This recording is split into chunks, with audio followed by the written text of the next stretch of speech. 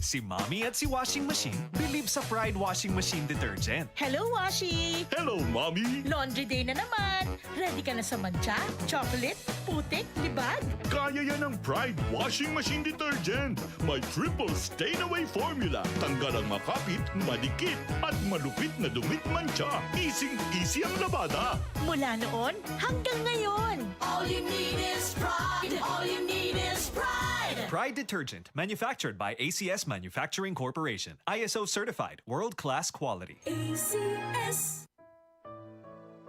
Pagbasa sa Aklat ng Kawikaan, Kabanata 12, talata 1 hanggang 28, ang taong may unawa ay tumatanggap ng payo, ngunit ayaw mapaalalahanan ang matigas ang ulo. Si Yahweh ay nalulugod sa taong matuwid, ngunit sa masasama siya ay nagagalit. Ang makasalanan ay hindi mapapanatag, ngunit ang matuwid ay hindi matitinag. Ang mabuting babae ay karangalan ng asawa, ngunit kanser sa buto ang masamang asawa. Ang taong matuwid ay mabuting makiharap, ngunit ang masama ay bihira lang magtapat. Pumapatay ng lihim ang mga pangungusap ng masama, ngunit ang salita ng matuwid ay nagliligtas sa kapwa. Ang masama ay lubusang mapaparam at di na magbabalik, ngunit ang sambahayan ng matuwid mananatiling nakatindig. Ang taong matalino ay magkakamit ng karangalan, ngunit ang aanihin ng masama ay pagkutsa lang. Ang maralitang nagsisikap ay mabuting di hamak kaysa nagkukunwang mayaman, ngunit sa gutom nakasadlak. Kahit sa kanyang mga hayop ang matuwid ay mabait, ngunit ang masama kahit kanino ay sadyang mabagsik. Ang taong masipag ay sagana sa lahat, ngunit ang isang hangal sa yaman ay salat. Ang nais ng masama ay puro kasamaan, ngunit ang tuntungan ng matuwid ay hindi magmamaliw.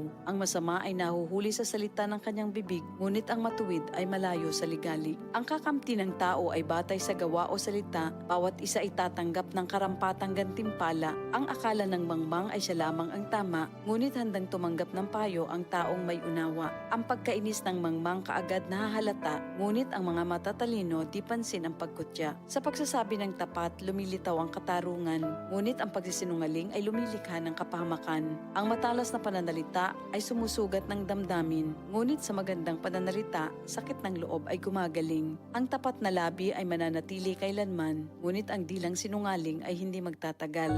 Ang nagbabalak ng masama ay mag-aani ng kapahamakan, ngunit ang nag-iisip ng mabuti magtatamo ng kagalakan.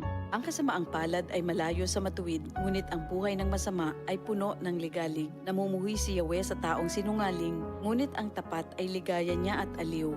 Di agad sinasabi ang alam ng matalino, ngunit kahangalan ay inihahayag ng mangmang na tao. Balang araw, ang masikap, ang mamamahala, ngunit ang tamad ay mananatiling alila. Nagpapahina sa loob ng isang tao ang kabalisahan, ngunit ang magandang balita ay may dulot na kasiglahan.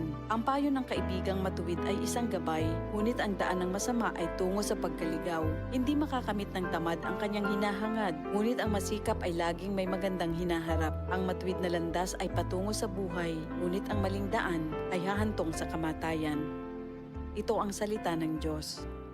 DCXL 558